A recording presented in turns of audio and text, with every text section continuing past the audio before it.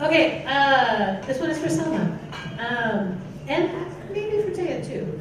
But how can we best inspire youth when you are not of their culture? You can inspire youth by asking them questions. 2 weeks ago, I attended a training by Abraham Educational Services titled Supporting Muslim Students in Public Education. And one of the tips that he gave the educators in the training is ask students about their families, right? Show interest in what they're interested in. If the kiddos are involved in extracurricular, stay behind, show up for them, and really, really listen, right? And the other piece too is listen, but also share pieces of who you are with the students, so that way you can have that authentic relationship with them. So not only did I know this answer, this past spring we brought together 50 community members from different backgrounds to innovate how to deal with this. And we actually created a game, or a card deck called Story Stitch. And it's a guided activity for people to share stories, to connect through stories. I truly believe all stories matter. Especially in a classroom, it's really, really hard to say, well, we're going to read about book about immigration and it's great, but then, what's the next thing? Like, it's really important to say that all stories matter and do a storytelling session or a process so that everybody can start sharing with one another. There's somewhat of a follow-up question to this from someone else. How do you suggest teachers honor their students' immigrant experiences without making them feel singled out or on the spot? Yeah, I do have to say, Anna knows, I always share it with my staff. For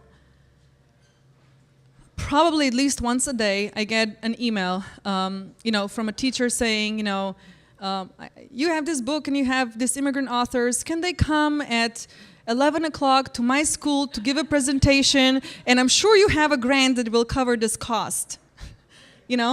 I kid you not. It's true.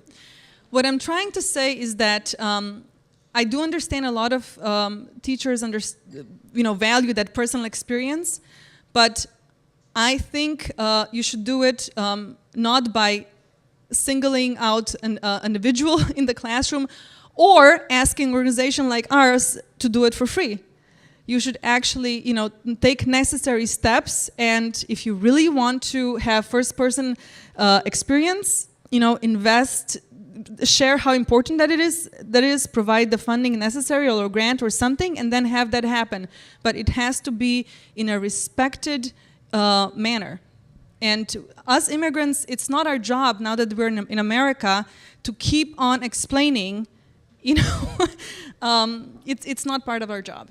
There's a lot of things. Yep, and I also think that it's important for everybody to share their immigrant story. I was at Amy Klobuchar's rally when she announced that she was running for office, and it was my first time hearing her talk about her immigrant background, right? So if we're going to ask our recent immigrants to tell their stories, I think we also have to be willing to dig deep into our own histories and share our stories as well, and not just the new immigrants. That's a great lead up to the next question. What are some examples of being vulnerable so we can connect with the youth? It really depends on you, Just use your story, use your experiences to connect with students. And at the work that I'm doing at South High, there are intergenerational misunderstandings between parents and students. And I am vulnerable with the kiddos, and I tell them, my mom, I'm 30 years old, and they still tell me, what I should wear and should not wear, It doesn't stop, but it's okay because I know they love me, right? So just get to know yourself and share pieces of who you are, and that's how you are vulnerable with the student. You can't fake it. It just has to be authentically you. Another question for both of you. And it's the question is, what do you do for self-care? Because, and I'm not reading this correctly, I believe the question is, if the students have trauma that you're dealing with when you're in the classroom with them, or when you're speaking to someone who's been through this trauma, what does the listener do? What can they do for self-care to help process that trauma for themselves? And maybe for you as well. Like, I don't know if you want to share, but if you have any tips for your own lives. So I mentioned before Peace March. I kid you not. I walked 90 miles in 3 days. That's what healed me. Everybody has a different thing. So yeah, in Srebrenica, a few years after the genocide, there was a death march when people tried to escape. A lot of people died, and since 2007, they're doing a peace march. So you start in the safe area and you walk towards Srebrenica, and thousands of people from around the world do it these days. It's like an annual thing. And walking is like meditation in motion. And, I like walking. I mean, self-care is extremely important. I probably don't do it enough, but because at the same time, I'm split between self-care and, oh my gosh, election is around the corner. Do we want four more years of this? So I'm like, better get busy. But it's important, but I'm really not the best person at it. I have to go back on the Peace March. Yeah, so I'm really good at self-care. My husband, Jeremy, is super amazing. Shout out to Jeremy. I have a 1-year-old and a 2-year-old, and he is just so awesome with the babies. And because he's so awesome with the babies, I get to be home reading books that I enjoy, getting my nails done. Right? I'm just looking at them. Right. So yeah, I really thank Jeremy, but do what works for you. And also know that when you're working with communities that have trauma, it's important to hold space for them and know that it's not your trauma too. So that's why it's good to, I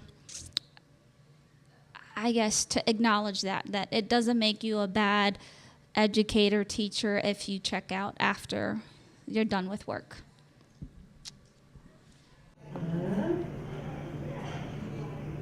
Oh, follow up to that. They're all dovetailing. Did you all whisper with one another to ask your questions?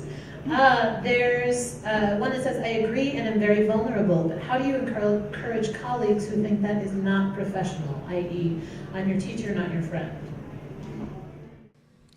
It's so important, because I love being vulnerable.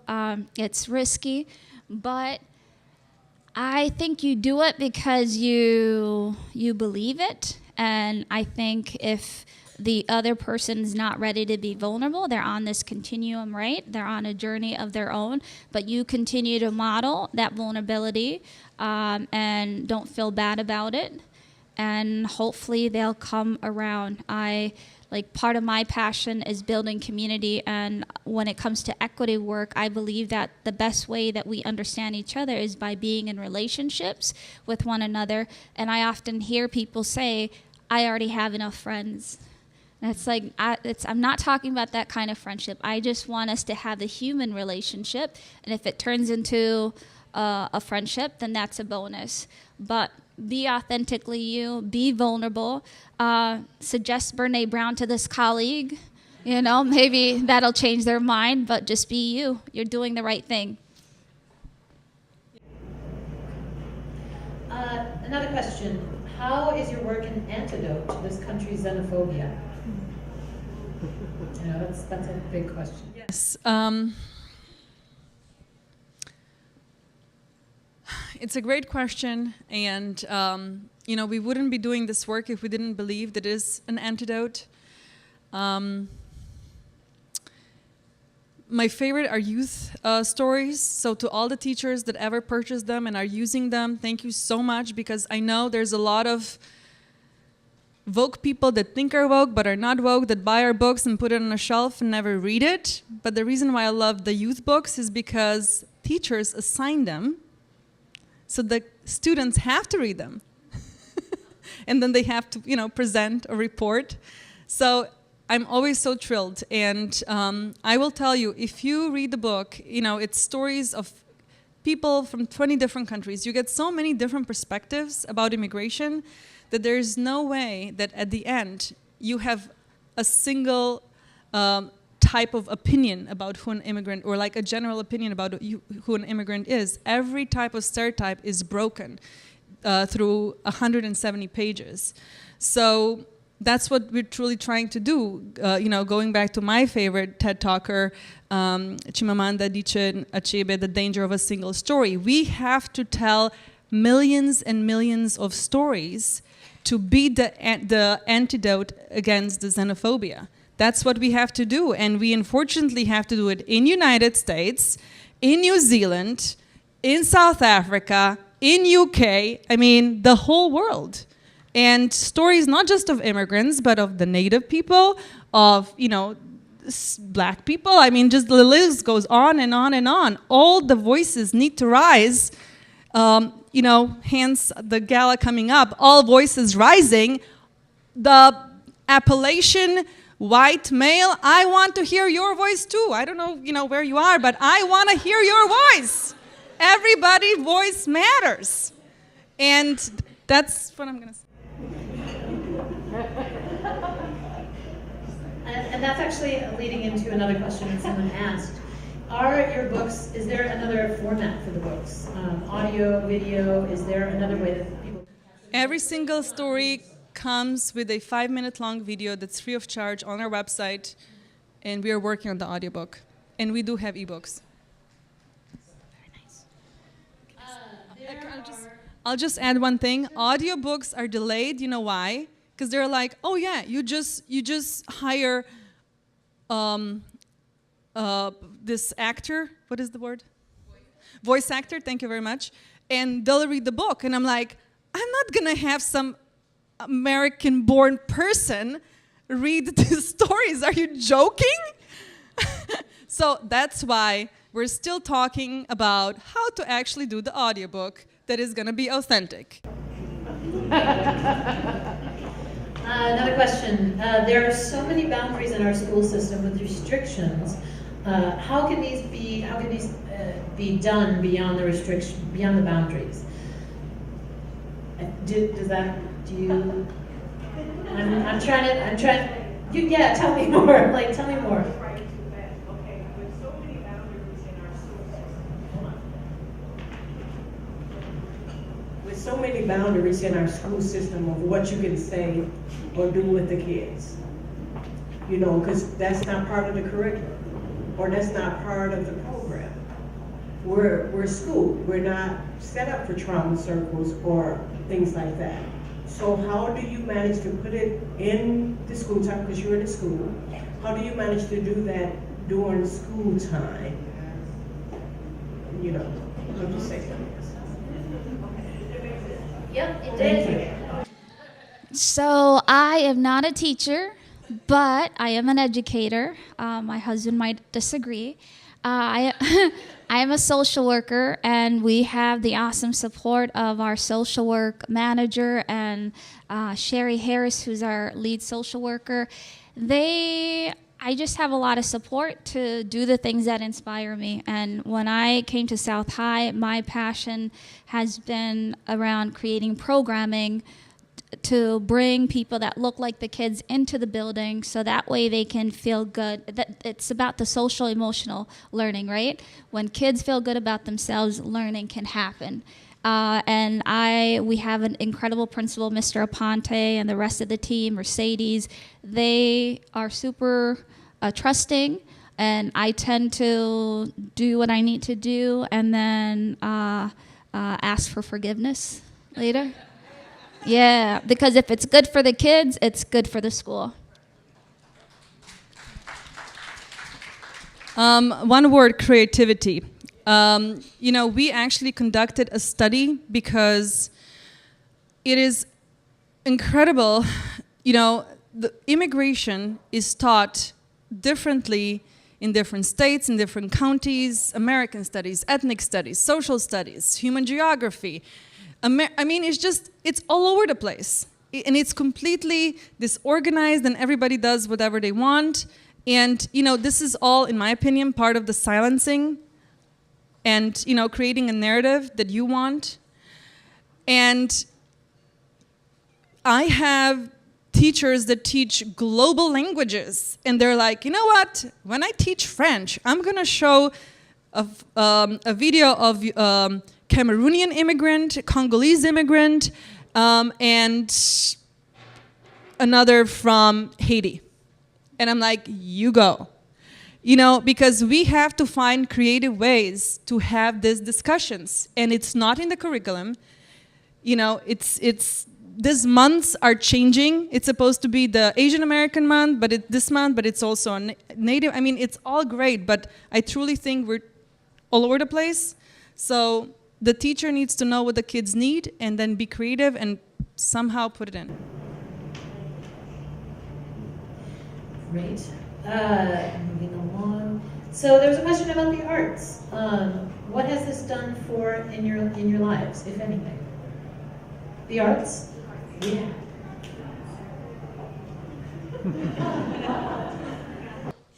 I'm a super practical person, so I married a husband who's a painter and an artist and professor of fine arts.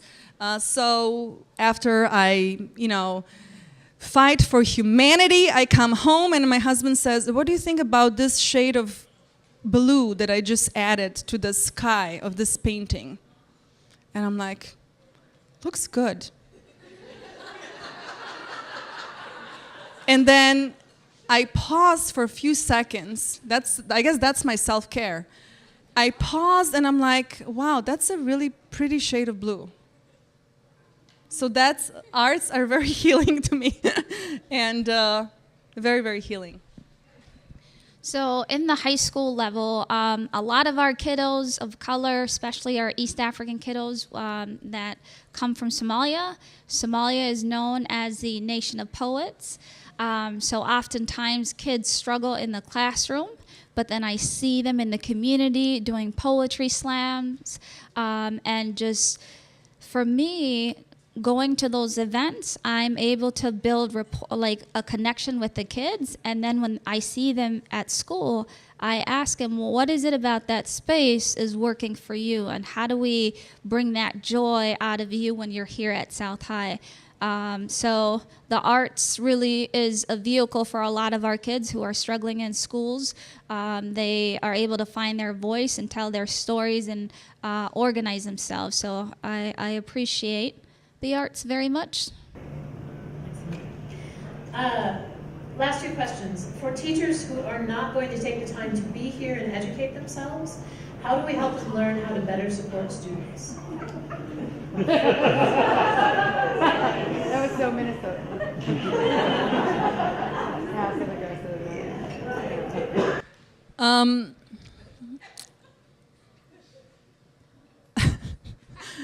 We have a staff meeting tomorrow and we're going to talk about all the things we need to cut.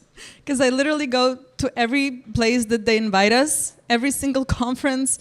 Do you want to have a little workshop? I mean, anyway, I just say yes to everything because I'm hoping they're going to attend one thing, So I better show up everywhere. And I'm really, really, really doing my best to reach all the teachers. And I really have to say that, the sale of these books didn't happen overnight. It was really through a process where, teachers started using it and they told other teachers. So I know that if you create something that's meaningful, the teacher doesn't necessarily have to show up at the conference or here, but I'm hoping that, you can tell a teacher that couldn't be here today, oh my gosh, I found out about this thing. So it's also about word of mouth and spreading the word.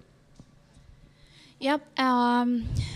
What was the question again? How do we tell teachers who aren't here? How do we help people who aren't going to do the work?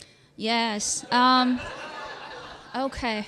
We're going to help them by inviting them to the work at South High School. My friend Sherry knows.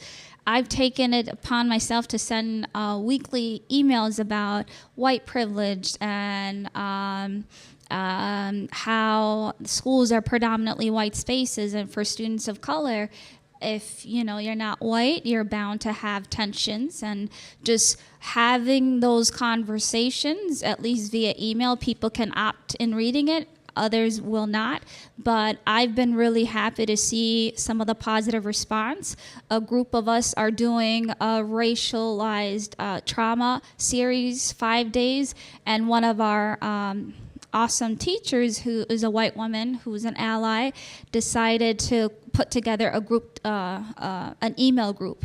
So she sends out questions and wants us to think about it.